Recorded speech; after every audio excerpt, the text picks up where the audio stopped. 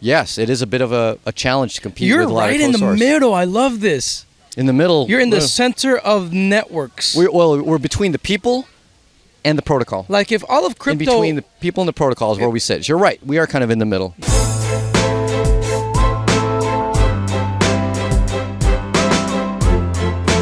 What up, Vigilantes? I'm here with Paul Puey, CEO of Edge Wallet. How are you I'm kind of warm. But it's beautiful. I mean, This is a great environment. We got pool, got guitar, playing some yoga and massage on the side. Could you ask for anything more in a conference about liberty and crypto? I know, right? So, your talk was pretty impressive, and everybody's talking about it. Really? Yeah, because everybody loves interoperability and privacy. And you're really bringing in the whole notion of interoperability and privacy together on the Edge marketplace. I'm starting to call it the Edge marketplace more and more. Wow, okay. You term we might start using? I mean, you call it the Edge exchange wallet, right? We call it the self-custody exchange. I like that. It is a self-custody exchange, buy, sell, trade, but you own your money, you own your funds, you own your privacy. And so that's it's a new product definition category, new product category, because the wallet term, I just can't. I don't know. I'm not digging the wallet. I know our Twitter handle is Edge Wallet. I get it. Yeah. Because it's available. I hate to say it. If we had @Edge, that would be awesome. But it started off as a wallet with Airbits, but now it's really defined by its exchange functionality. Yep. Yeah, and it's we live in a post-FTX world, and my understanding of things have led me to only want to build on chain, especially exchanges, because I do not want to have to verify reserves or wait on someone else to verify reserves for me. So my idea of a future exchange is one on chain where every timestamp there's a verification of reserves. You're perfectly aligned with that. That these verification of reserves in exchanges, they're not live. And more importantly, it almost doesn't matter if they're live, because if every single trade you knew that exchange had enough money to make everyone whole, it doesn't mean that in a snap of a second they can't run away with the money. So verification of reserves is only step one. Number two is a single entity able to run away with the money? Because, 1 second it's there, another second it's gone. If you remember from FTX, they discovered that there was a little red button that SBF could push, and suddenly all the money got moved. So they could have had verification of reserves the whole time, both the fiat, the crypto, whatnot, but then at the push of a button, it's gone. So for me, I take it a next step further, and the best way is if the funds are all on chain and they are controlled by a protocol. They're controlled by a smart contract, or controlled by chains that aren't in control by a single entity, a single company, but instead governance of people that have token voting rights and whatnot. If that's what controls the money, then that single button becomes 1,000 buttons, of which a majority have to push before the money can move. And that's a much more secure, much more transparent system. Do you know of anyone doing that system? The decentralized exchanges, absolutely. So from the viewpoint of same chain, meaning tokens on the same chain, Ethereum and other EVM chains have this. And then from the viewpoint of cross-chain, I'm a big fan of Thorchain. We've integrated that for the past couple of months. You can earn yield on Thorchain by being a liquidity provider. And yes, there is no single entity that holds the funds in liquidity. Your money doesn't flow through a company. It flows through nodes that have a financial incentive to not screw you over. Like That's fascinating. They sign transactions to set you want to go Bitcoin to ETH. You send Bitcoin to an address and you put a little memo in your Bitcoin transaction, which Edge does automatically for you. A little memo that says, I want ETH, and send it to this address. All the nodes on Thorchain wait for the confirmations on Bitcoin, and then co-sign a transaction to send out the ETH to send to your address. So all the chains and tokens they support, this is how it works. There is no single entity. And I think that is our future for at least crypto to crypto. Fiat to crypto, I hate to say it, but we've got to go through some centralized exchanges. Yeah. Key is just don't leave your money there. Dude, that's Make it where when they do proof of reserves, the number is 0. That's the goal. Right, proof of reserves for any centralized exchange is the number 0. That's right. That's it. That's all they need. That's all they need. You're 100% right. Look, it's just fascinating to me how fast everything's moving. And it's moving faster and faster because incentives are becoming more and more aligned. what are your thoughts on people that build closed source versus open source? Because My heart can't blame them. My heart can't blame them, right? But do you think it's because they're in bed with like VCs and shareholders that are all up in this intellectual property BS that they need to like protect precious information? Because anybody that's building open source, and once you have aligned incentives, like there's just no way the VC traditional funding model will be able to keep up with like what we're talking about right now. Aligned incentives where people come together and even can create things in a decentralized way with voting pools like you just described. So let's say a traditional corporation, right? A traditional startup. What would take them a while, to sit down, have a board meeting, blah, blah, blah. We do that in 10 minutes in the lengthiest of time of blockchain, right? 10 minutes, we have a board meeting. Hypothetical and actually a very real one where we can. Does this work? Does this not work? Do these transactions clear or not? Yeah, Voting pool. There's a dispute in this decentralized exchange. The arbitrators come together. 3 out of 5. How do they vote? Well, no, you can't push that red button. We move forward. We settle disputes. And it's how can Silicon Valley keep up with this innovation? I can barely keep up with it, and this is all I do. Like, I've been in Acapulco, and there's things that have happened in the past 2 days, and I'm already behind with Ordinals. I just learned what an inscription was last night. I fell behind. Yeah. So how can Silicon Valley keep up with this? So I think you give the non-Silicon Valley, quote-unquote, fast governance a bit too much credit. Like, I'm probably one of the least popular people in crypto because I don't take a very strong stance in any one direction. It's really easy to become popular when you just take one angle and just go full steam ahead. It's like a Bitcoin maxi angle or an Ethereum maxi angle, whatnot. Right. And from the viewpoint of blockchains, yes, every 10 minutes in Bitcoin, BCH, BSV, you get a governance that makes a decision, hard decision, boom. But what I say is slow, and where we're talking about open source versus closed source, and how do we compete with the Silicon Valley? Once you need some type of human decision making, things slow down. And that is a problem that we have not been able to solve with cryptocurrencies when a human decision is still needed. So whether or not you add a hard fork to create the next chain of BSV, the next ruling, that is slow, and that won't take 10 minutes. The fact that there were hard forks in Bitcoin that created these other chains is not fast. The fact that we have even soft forks in Bitcoin getting Taproot activated was slow and drawn out. Those are human-based decisions. Once the humans come to agree on a rule set that we can embed in a protocol, it's fast. But coming to the agreement on what the rule set is that these computers will decide on, that is slow. And from the viewpoint of this governance stuff, where it's Silicon Valley competing with open source versus closed source, let's kind of take that open source, closed source, and that's a separate debate from like the governance. Right. I can't blame a company for wanting to be closed source because there is a value to protecting your work. And it takes ideology to just burst past that. So case in point example, we talked about this like when we first did a podcast on Crypto Vigilante was, you had learned that we'd supported Monero. And Edge was is actually the first multi-asset app to support Monero as early as 2018 when Monero had almost no support. It was like My Monero and Cake Wallet, and that was it, right? Maybe a couple others, but they're all pure Monero wallets. There was no buy ability. You couldn't swap into Monero, nothing. We launched with Monero. You could buy right into Monero from Bitcoin. And we spent a lot of time building a library, an open source library that we used to add Monero support into Edge. We find out like less than a year later, one of our competitors uses that library to add Monero support.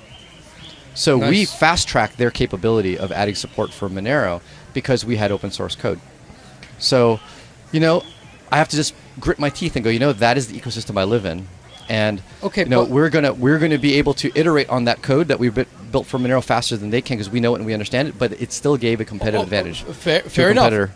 But this is the difference there is that you, at being a very new adopter in Bitcoin, and this quote-unquote competitor being a new adopter to crypto, you guys started competing in building the on-ramps to crypto networks themselves. Fair. That's the position you filled in the space. Now imagine if we were all working under this one blockchain. We were all just one blockchain, but you still build open source. you still build open source the same way you did, but just focusing on one blockchain. And obviously, you as a Bitcoiner, you have Bitcoin or that one crypto of one blockchain in reserve. By your quote unquote competitor coming in and using your open source code and building something that maybe he specializes in one aspect of what you build better, right? He just pumped your bags. Oh, not necessarily pumped our bags. So but you know what I'm saying? Let's take one chain, and you just mentioned Ordinals. So, say we built an open source library to make it 2 lines of code to stick a JPEG on Bitcoin, and we integrated that in Edge. And like I said, we were talking earlier before this recording started how we don't support NFTs yet. To keep our UI simpler and focused on what we do. If we build a simple library, used it inside of Edge, that also enables a competitor to say it took us 3 to 5 months to build that library. They now can get up and running in 2 weeks. So we've enabled them to add the functionality. Once again, all same chain. Say it was Bitcoin only, to add the same functionality that we have at a fraction of the time. Exactly, and I think that's what's happening, Paul. What I think is necessary, and that's great from the viewpoint of the ecosystem and the user base, because the user base gets better competition across all of the different apps. The competition is going to be so intense. Great. Now, so it's similar to patents. Open source, closed source is similar to patent and no patents.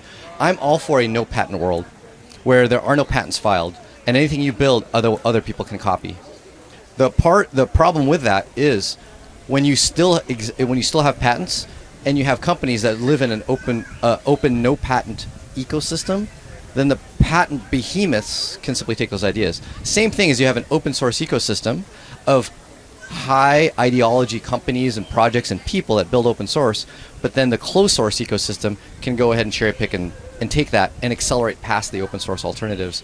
That's the world we live in. So what does it take for the open source equivalents to simply leapfrog and still stay ahead of the game? I don't have the answer to that. And I know that we'll keep building the way we have built in the past. My co-founder is diehard open source, so am I. I would lose team members if we decided to close source our app, because those are the people that we hire. Those are the people that have an appeal to what we build. But we still have that competition with the closed source apps that also track your data. They're not private either. So even though they're self-custody, own your keys, doesn't mean you own. It doesn't mean that they aren't knowing every transaction you're doing, but by doing that, they can optimize the hell out of the app, and they know exactly what converts, and they know exactly how to drive engagement, all the stuff that, all your swipe, scroll apps do. They know everything you're doing because every little gesture you make, they can figure out, oh my God, this is how we get more users. They can experiment, tweak, and that's almost by and large in every single closed source app.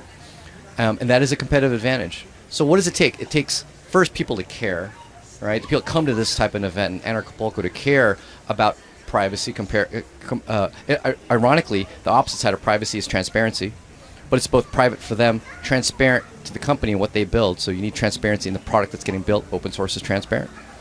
And some other thing that I think we haven't quite figured out to help drive success of those type of protocols and apps. Like, what is that little missing thing? I think I know what it is. That makes them competitive. That the closed source alternatives can't compete with. I already know what that is. What is it? Let's share it with me. I think we need to because the closed source world takes advantage of exactly what you said, that they're capable of mapping and tracing information that they get in order to profile individuals and tweak things in order to make things more addictive, right? Yeah, absolutely. Okay, cool. So in other words, what we have is an infusion. Excuse me, we're talking here. So in other words, what we're doing right now is we have an influx, an abundance of information, an infusion of information that is extremely loud. The noise on the internet's extremely loud, and us as individuals don't have the advantage to fight back because it's really hard for us to have a signal, an honest signal amongst the noise. So even if you're a 200 IQ person, but if you're swimming within the muck of social media and that's all the input that you're putting into your mind, you're not going to be able to coordinate effectively with other smart individuals. But what if I told you that within Bitcoin itself, within the design of Bitcoin, of proof of work, we discovered a way to bring about signals amongst the noise? So I think those signals amongst the noise are valuable within the scope of like blockchains and the transactions and the transparency that we see inside blockchains, what transactions are happening, maybe the why of some of those transactions. I think people need to separate kind of chain data from data generated from a closed or open source application that people But- are running but on their what if I device. I told think those you- are totally separate things. But what if I could tell you And- that we do this? I mean, it's a big conversation, Paul. Do you want to have it, or you want to have it? I think it's only big if we don't focus on Okay. on a discussion. Okay. All right, then it becomes big because I think this signal and noise of what you're seeing in social media and trying to grasp it is a Yeah. completely separate topic than hey. Edge doesn't collect information about what your users are doing in their app, and so we're not able to optimize to the same degree as a closed source app that literally, as you are moving in your app, it Yeah. is sending a video of everything you are doing. It's literally watching everything you're doing in the app as you do it.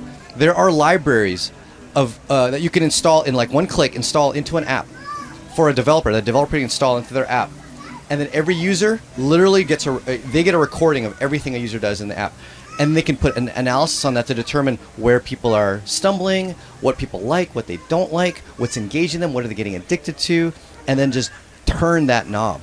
Those are scary little libraries that are super easy to install. That's a separate discussion than I think what you're referring to. Right. And I think you're right. This would be a big, can of worms to open up if we try to convolute a lot of those thoughts. No, I But if we understand. focus on one, then I think it could be a fairly concise discussion as to, hey, what are the solutions? Are there any solutions? How can we go forward? And also, what do we have to just suck up and accept? But see, that's the thing, You is know? that you're in your argument, you pretty much concluded in saying that there is an advantage amongst closed source developers and creators. And what I'm telling you is yeah, that advantage exists insofar as they have the capability of manipulating the world through these techniques that you just described. What I'm telling you is that we discovered in Bitcoin an inherent means to signal to other intelligent Bitcoiners important information to save us time so that we can come together, coordinate, and build in an open source way that fast tracks our way to hyperbitcoinization. So that, and this I think is they're totally separate discussions. for sure. They're totally separate discussions. Right, but I'm just saying that and that is something that's valuable and I think is true. I'm just saying that I'm telling you that I think we already have the tool to counteract that I think we have a machine tool. that comes from closed source.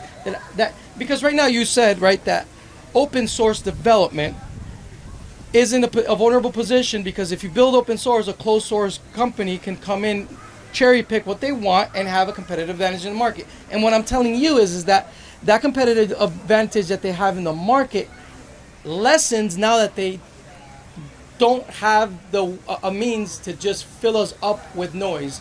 They don't The have open to. source world now. They don't have to. They don't have to fill us up with any noise. Take the apples to apples comparison of, like, say, an app like Edge. And actually, this kind of happened with, I think, I don't know if you remember My Ether Wallet. My Ether Wallet, fully open source application. There was a company behind it, and then it got forked into My Crypto. Now, they both stayed open source. One of them, My Crypto, got acquired by MetaMask. But let's take the example. Say you took that app, got forked into My Crypto, and let's say one of them went closed source. Right? Let's say My Ether Wallet, the original one. Say that went closed source. Just put all the tracking data in the world. Saw everything you could do. Had same functionality, but now they can slowly start to tweak, drive that addiction factor, figure out what people like and dislike. Whereas, the open source and more private alternative, say that was My Crypto, just chose not to do that. Right? And maybe they added some support for some new Ethereum protocol thing, right? And cherry picked that right into the closed source version of it. But they're both exactly the same, and that only thing that's different, they have access to all of the same information that you're referring to, which is preventing all the information that had signal to noise, and now we could filter and get better signal. Both of them have equal access to that information, but it's just the pure ability to build an app and know everything about your users and to optimize to hell regarding what your users are doing and what they want and what they like. That apples to apples comparison and focusing on that is one of the biggest challenges in building not just open source tools, but full open source applications. But that's the one thing that we have to realize, Paul, is that in Bitcoin and crypto, we have a competitive advantage that they cannot compete with when we build on-chain, open source, and interoperatively. And it is the fact that our incentives are completely aligned. And I'll give you an example, because I know you're familiar with how VC funds work. Yeah.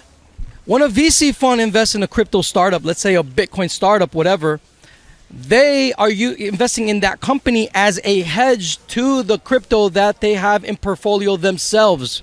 And the last thing that they want is for that company, that Bitcoin crypto company, whatever, is for that company in itself that they invested in to have Bitcoin in reserves themselves, because it is their hedge. That company is their hedge for Bitcoin. So all of a sudden, what ends up happening with these owners of these companies that take VC money in crypto is that they are now submitted to the will of their shareholders, and they stop really thinking and caring about the crypto Bitcoin ecosystem itself, and they start seeing what it is that their shareholders want. I'll give you an example. I know guys like Brian Armstrong were like all about Bitcoin. I know Tony Gillespie were all about Bitcoin in the early days, but their business model made them take money from VCs. Right. And next thing you know, they became multi-coin companies. So now they removed themselves from Bitcoin. Guys that were like very much like me in a lot of ways, like they love Bitcoin, they wanted to experiment with Bitcoin. Now they had their hands tied because they had to look out after their shareholders, and then after that, now to me they're fintech companies. They're not. I don't even consider BitPay or Coinbase crypto companies. To me, they're just fintech companies that allow to use crypto assets as investment vehicles. So the thing with what that's happening is that crypto is the gift of triple entry accounting. And triple entry accounting, the blockchain itself sets us up where it does dual entry accounting obsolete. When we have the cryptographic receipts on chain that we all share, we all belong to the same ledger of time, and the corporate structure comes from dual entry accounting. So I think crypto in itself is positioned to destroy corporations, to be completely honest with you, Paul. I think that what's going to happen once we're going to enter into a rapid growth phase in crypto land, and this is going to happen, in my opinion, in blockchains that scale on-chain interoperably and open source, that nothing in Silicon Valley is going to be able to keep up, man. We saw it with Ordinals. You brought up Ordinals. We have developers from Ethereum, developers from BSV, developers from Solana, all over the space. In 24 hours, while we've been here in Anarchapulco, become BTC people running full nodes. So we can see that the crypto world in itself, all of it can merge into one network right away as soon as they see value. And I think that's what's going to happen. And I think that's what hyperbitcoinization is. And I think this is going to end up being like a Highlander competition where the one network there can only be one. I think there can only be two. A privacy network that has everything in the future, but private by default, and then there's going to be a honesty machine that has everything that we need for the public space. The one truth ledger, the book that they can't burn, the ledger that they can't censor, Yeah. I see one honesty machine and one privacy machine running concurrently in the future. I think that's hyper-Bitcoinization for me. And it's like hyper-cryptoization in a way. Cryptozation, yeah. Because it might be Monero. It might be pirate. It might be pirate. It actually could be pirate. It could be pirate. It could be pirate. It's hyper-cryptoization, Yeah. which I'm all about. I think you need to add one more category, Tell me. which I know that this conference is not talked about much. And I was actually going to do a talk on this, and I decided to do privacy instead. But I do fundamentally think that financial services on chain are necessary, and that's where we need some smart contracts. So a truth machine, as you would call it, that is very, very censorship resistant. Maybe that's the sound money, and that's also the time stamping of truth. Could Exactly. be one chain. The private layer, which is our transaction layer. Like the timestamping of truth doesn't need to be private because we want to be able to publicly show that, hey, we timestamped this truth on there. Great. Then a layer that is for transacting private money and holding private money. That's also censorship resistant anywhere in the world. Doesn't need to stamp truth because, well, if you can't see it, then what's the point, right? But then the third layer where we have financial services on top of just sending and receiving. That's where you realize that most of the current world doesn't just send and receive money. We need another service on top. We need to be able to exchange different types of value between each other. Maybe these three different types of chains. We may have to trade ownership in other things such as companies or entities or organizations. We may need to simply take out loans against some of the assets that we have. All of those things are financial services that we use today in a centralized way, in a fully centralized company that holds our money.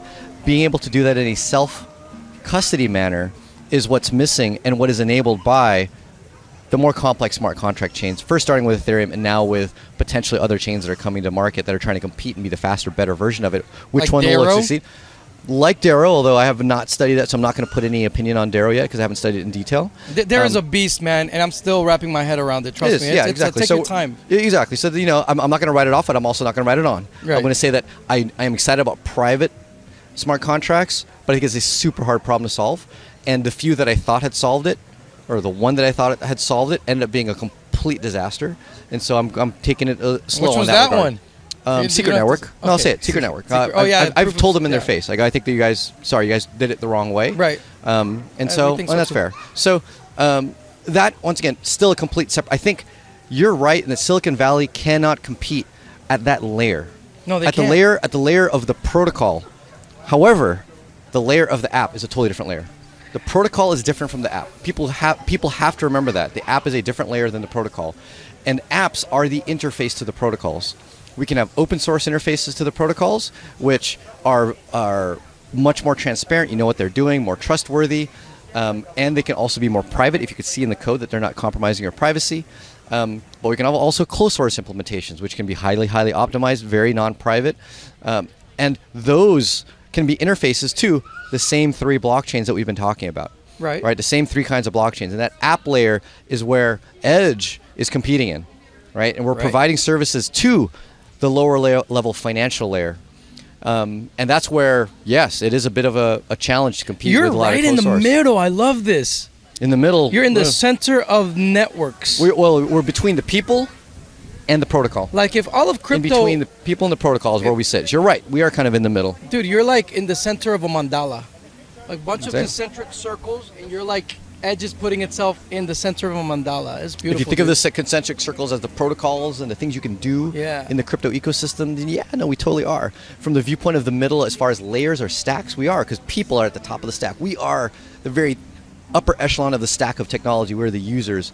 And then Edge comes in the middle. We are the interface that makes it accessible to get to that lower level nuts and bolts of the protocol. Because let's face it, no average human can just talk to a protocol by, typing in the bits and bytes necessary, sending that over the network. You need an interface. Right. And that's where we sit, but so as well do our competitors in the closed source space, one of which I know we've talked about in the past, that still has huge user base because they've built it, admittedly, from a user interface point of view, a stellar app.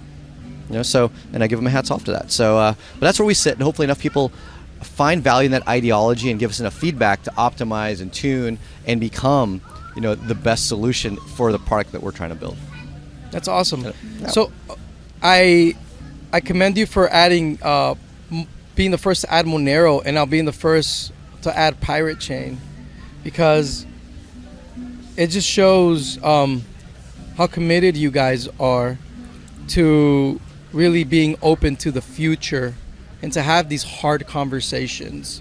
Yeah, these are tough. Because they're tough conversations to have, but yet they this is the time to train for when rapid growth happens in crypto. Edge, you guys are going to be ready for sure. So like you were talking about, the people are asking you to put NFTs on, create more of a creator market out of Edge, where you can have creative digital assets on Edge wallet. And right now that's not your focus, right? Not currently our focus. And I think the product definition, we try to create a North Star of what is the product of Edge.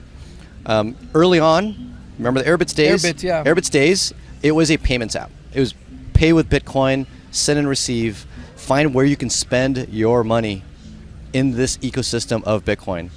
Pivoted, now Edge, self-custody, exchange functionality, financial services. And NFTs, while you do, they have a value.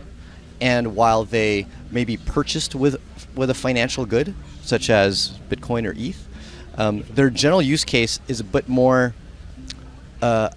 separated from a financial service. And so integrating that into a financial services app feels a bit more like an oil and water mix. Now here's my dream though. Edge, for many people that don't know, they think of it, it's just an app I can go buy, sell, and trade, blah, blah, blah. But it's also a platform. It's an SDK, and about half a dozen other projects use the SDK to give their users the same user experience for key management. Right? In Edge, you never have to see those private keys. You can have a whole bunch of private keys. You can import, export. You can put metadata for every transaction. All of that is encrypted and backed up the same way as our private keys, full privacy, self-custody. And another app could be built using the Edge SDK that's a fully NFT-focused app. From the viewpoint of NFTs that are more art-oriented, that could be a gallery. It has none of that financial junk. It's not price up, down, red and green, buy, trade, exchange. Remove all that. You want a beautiful app. You want one where, like, you take the average color of the image or the JPEG and you make that the background with a little picture frame around it. You swipe and you show the animations for the 3D NFTs. That's what I would love to see. Something that focuses what the app is supposed to be. Unlike some of our competitors of NFTs, guess what? You put a JPEG on a white background, done. And that's it. But you can see it. Sure. That's not what we want to build. We want to build something that takes the use case and drives it to its fullest limits of experience for that use case. So it'd be a separate app. And guess what? With that separate app, same accounts that you use in Edge, you can single sign in into Edge Gallery, right? Which could be your NFT app. Or maybe it's your Edge Studio, which is the music NFT app. And it's totally driven around that. Because you don't see Spotify in the same app as your Photos app, with the same app in your YouTube app, in the same app as your fucking Chase bank account, right? Right? Build an app that's focused, that does what it's supposed to do and do it right. That's the ecosystem, because I don't want it all in one app. It's a pain in the ass if it's all in one app. Feature freak. Yeah, it's over. It's just feature bloat. As long as they can easily be accessed between each other, maybe, and not have to deal with a whole bunch of different keys. Single sign-on is a key thing. That's why Google's got like half a dozen apps, but it's all single sign-on. That's a centralized version. That's our vision of the future of Edge. Nice. It's supposed to, Google authenticated across all these apps. It's powered by Edge, secured by Edge across all of these different apps that each focus on some specific functionality. Even Airbits can come back. And it's a payments-focused app. Maybe with Lightning support, if Lightning ever works out in the future and it becomes easy and streamlined. It won't. In my opinion, That's totally fair. But whatever payments type of protocol is necessary, have the merchant directory in there again, right? But then it's single sign-on from Edge. That's our vision, is we want apps that are focused on that use case. Because Edge, while you can use it for payments, go buy stuff here at Anarchapulco, the UI's, it's a little bit deeper for you to figure out how to send and receive. Right? It's not like one button in front of the screen. And that's the challenge. You can't do everything at once. You got to break it up. That's really cool. So, Pirate Chain is live. That is. On Edge. Yeah. And maybe for the audience, you can explain to them how the Edge wallet cryptography works and how the feature of two-factor authentication works within the wallet as well, because from my understanding, Edge contains within itself the encryption necessary, and it is the owner of the phone itself that has access to that wallet and nobody else. Maybe you can explain that to people, because I know we've talked about this in the past. It's very nuanced. This is very important right here, guys. You guys really have to understand why we like the Edge wallet so much, and the best person to explain it is the CEO himself. Hopefully it'll be someone better than me, because someone's less biased. So you're going to hear everything obviously biased from the co-founder and CEO of Edge. But I'll try to be as objective as possible. You start off with Pirate Chain. So I'll just mention, yes, Pirate Chain is live. I can't comment and really share much knowledge on how the magic cryptography of Pirate Chain works. It's like ZK snarks and proofs and whatnot. I'm not ZK smart enough to really share how all of that works. Just know that you get a very, very high level of privacy. People don't know how much money you're holding in Edge of R, right? The token of Pirate Chain. They don't know when you send a transaction how much you're sending. The recipient doesn't know how much money you have in your Pirate wallet, which that's different for Ethereum and Bitcoin, right? When I send Bitcoin to somebody, they can see how much money is in the addresses that I sent money from, and if those addresses ever receive money. So no, Pirate's just an incredibly private asset and chain. That's one thing. Now, just like any other cryptocurrency, Pirate Chain needs private keys to sign transactions to send your money. Right. That's a commonality across all of crypto. You need a private key, and you have to make sure that key is only accessible by the end user, by yourself, right? Yes. And so what do we do at Edge that's different from other apps? If you go to most other apps, a lot of our competitors, whatnot, they're either fully custodial. You log in with your email, password, maybe a Google Authenticator, but they hold your keys. Or they make you back up the keys manually. You write down 24 words. This is common for hardware wallets. You got to put those words somewhere safe where you don't lose them and no one sees them. All right, you can't two-factor words.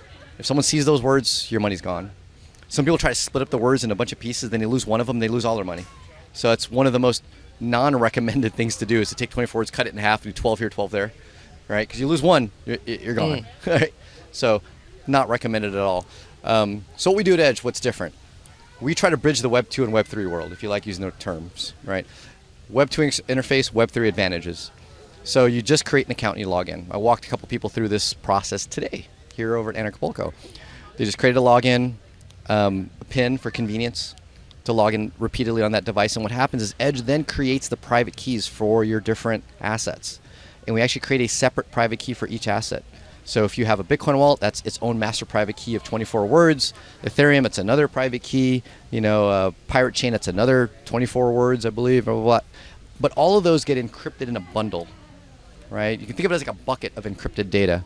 They all get encrypted together with a very strong hash of your login credentials that only you know. Then that encrypted bundle gets backed up.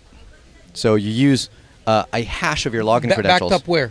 With Edge on our kind of peer-to-peer cloud infrastructure, right? So we own those backups, but they're encrypted client side. That's the most important thing, is that they are encrypted client side. So it is encrypted on our side, or on your phone. Okay. All right, not so encrypted on the server. So you guys don't have access to. We don't have access to the unencrypted data. We only have access to the encrypted data, and we don't have access to the decryption key. The decryption key are your credentials, right? Your credentials are the decryption key, and we strongly hash it, so it's very hard to brute force. So has this been audited, peer reviewed? The architecture has been audited, and it hasn't changed a whole lot since the audit. By whom? Do you happen to? He's actually one of the security. I don't know if I want to dox him, but he was one of the security guys working actually now. After he worked with us, he got hired by blockchain.info.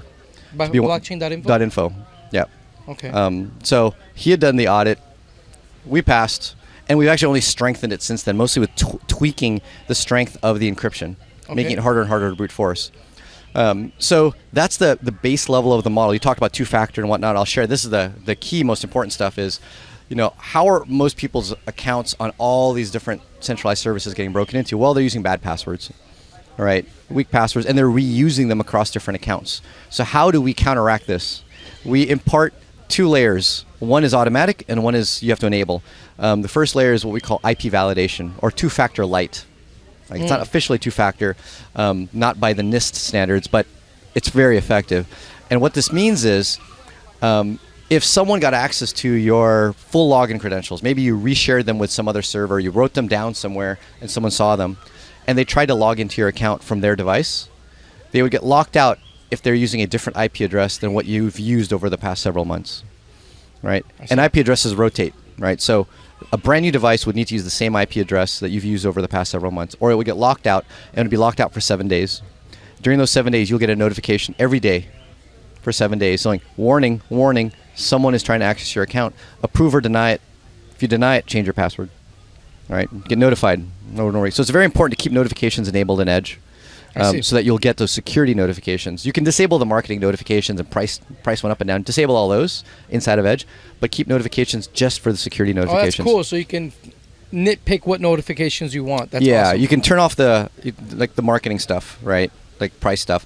You can't turn off the security notifications unless you just disable notifications for all of Edge, which is a dangerous thing to do. You want to keep those notifications on. Gotcha. So that's IP validation, and that's enabled for all accounts as soon as you create your account. That's something that you can't do with a private key that you write down, right? You can't say, oh, you saw my private key and you tried to use it, but you didn't use it for one of my IP addresses. Blockchain will give a damn. Blockchain will let that hacker spend your money. The next layer is you enable full two-factor authentication at a touch of a button. You go into settings, it'll ask you for your password, enable two-factor, done. There's no Google Authenticator, there's no SMS, there's no email needed, because we don't collect any personal information, and now your account's fully two-factored, meaning that even if you're sitting next to somebody that has your password, if they try to log in on their phone, you guys are sharing Wi-Fi, same IP address, they'll still get locked out. So that's the full hardened two-factor. And then once again, the locked out, 7-day lockout, you get a notification every day for 7 days, right? Give you a chance to go and deny that access and change your password. Nice. And then if you lose your device yourself, unfortunately, you get locked out for 7 days, but then you're back in after 7 days. Unless you have a second device, you can always pair a second device, throw that in your sock drawer, and then that can authenticate any new devices you have. Basically, two-factor requires a special key that just gets shared between our server and your phone. And another hacker trying to log in doesn't have that key. It's a random key you don't even see. But if you get a new phone, you can pair the two. They both have access. So no, that's kind of the underlying tech that we've built to make what we call usable security, familiar security, that just simply writing down a private key doesn't give you. And it can still be as hardened as a private key. You could make your password 24 words. Cryptographically impossible to brute force. 24 random words if you really wanted to. And then you could write it down like you would a private key. And if someone sees it, you're still protected. Whereas that's not true of the 24 words you write down from one of our competitors. Right. So you've got, hopefully, what we consider to be the best of both worlds and a much more usable experience. Dude, that's amazing. That's pretty cool stuff. Guys, yeah, if you're new to crypto, by far, we recommend that you use the Edge wallet. Thank you so much. By 100%. At the Crypto Vigilante. And send us any feedback. One of the things I loved about my time here is I got to listen to a lot of people, send us both the good and the, hey, this could use improvement. Because like I say, we don't track what you guys are doing. So we need you guys to actually tell us where you're running into stumbling blocks. Please let us know so we can improve the app. So how could that okay, cool. Maybe I may have a tool for you. Okay. That's open source that you could use. Okay.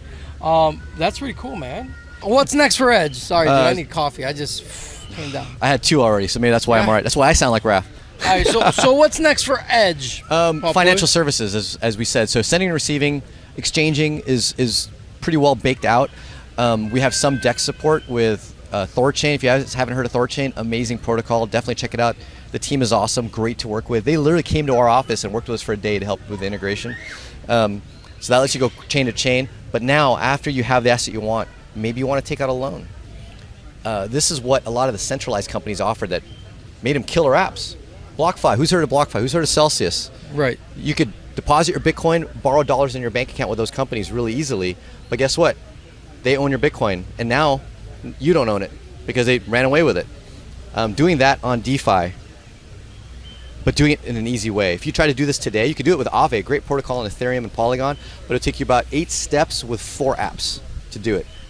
We've got it all baked in Edge, and anyone is actually welcome to try the beta. They can try it out. It's available in beta right now to try out, where you can take a Bitcoin, collateralize it, and get dollars in 1 step. So definitely invite people to give those type of things a try. More yield earning opportunities.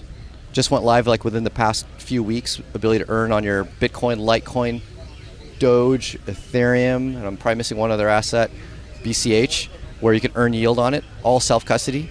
Protocol controls it. No company. Edge doesn't hold your money. Earn from like 3 to 10%. All right. So those type of things are what we're really focused on building now and integrating into Edge. Really replace the centralized financial services with a same user experience, but you control your money, you control your privacy. Wow, that's incredible. I had an insight as you were talking there. It's almost as if Edge is an awesome decentralized exchange itself. That's what we'd like to say is the product definition of Edge. So we've expanded beyond like the term wallet. Wow, but, dude, that's freaking phenomenal. Well, congratulations. Well, no congrats yet, thank you. Yeah. But the congrats is when we replace all of the centralized companies that compete with Edge or even our own competitors, right? When the next companies that try to build the BlockFis and the Celsiuses of the world just say, fuck it, we're not even going to bother. Good. Because all of these DeFi equivalents would kill us. Edge being hopefully the number one alternative, but of course there'll be others. That's when we need a congrats. That's when I would love to get a congrats. All right, I will wait for that. And how far away are we from that? I don't know. We'll see the next bull run. I think the next bull run is going to be the test. Are the self-custody alternatives the things that everyone hears about and use? Or is it going to be the next BlockFi, Celsius, Coinbase, Kraken, Binance that everyone's like telling their newbies, to get on board with? I'd love to see the bull run cause those companies to drop in volume and see an increase in volume in all the self-custody DeFi equivalents. Then we know we've succeeded. See, Paul, I mean, from your perspective, okay, the timeline seems good, fair. I respect that. But I'm very much an accelerationist. And dude, that's fast. Next bull run's like a year away, 2 years away. Bro, you want like next month. This guy wants like, I can't wait. 2 weeks. 2 weeks. Shit. That's how long it takes to flatten the curve, right? That's what they said, right? Right.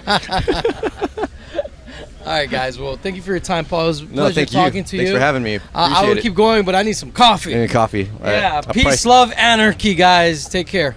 What up, vigilantes? It's the end of Anarchapulco, and I'm just chilling here, doing a little, surfing, hanging out, and this Anarchapulco was really filled with a lot of peace. There's a sense of overwhelming peace. It's just a deep joy. It really was it feels more and more like a family get-together every year. And I would like to extend that invitation to you guys if you missed it. You guys got to go to anarchapulco.com, click in the description below, and watch the replays. Watch the Anarchapulco replays. Get up to speed with your crypto, with your libertarian, with your freedom family. Because we're a freedom family, and if we're not in sync, then, you know, we need to be healthy communication. You guys need to know the latest and best in health and wellness, technology, living free, living. I mean, there's just so many topics. By far, as a crypto person, as a crypto dude, like, Anarchapulco is my favorite conference. And the reason why is because I just soak everything in that I don't have time for, right? Like, I soak in, for me, it's the health and wellness. Like, I just geek out. I'm in the audience. I'm just soaking it up. Highly recommend. And obviously, everything that we do takes crypto. So, yeah, guys, I really hope to see you guys here at Bonefield Bitcoin Beach. Next Anarchapulco. And I'm hearing rumors that there might be a giant Cryptopulco around here. I don't know. But what I do know is that I'm on my way to go talk to all of the merchants here in Bonefield Beach for them to start taking crypto as payment. Isn't that fucking awesome? I'm actually on the way there right now. So, as I look for where the meeting is with all the business owners, I want to wish you a happy peace, love, and anarchy, guys. Take care. Bye.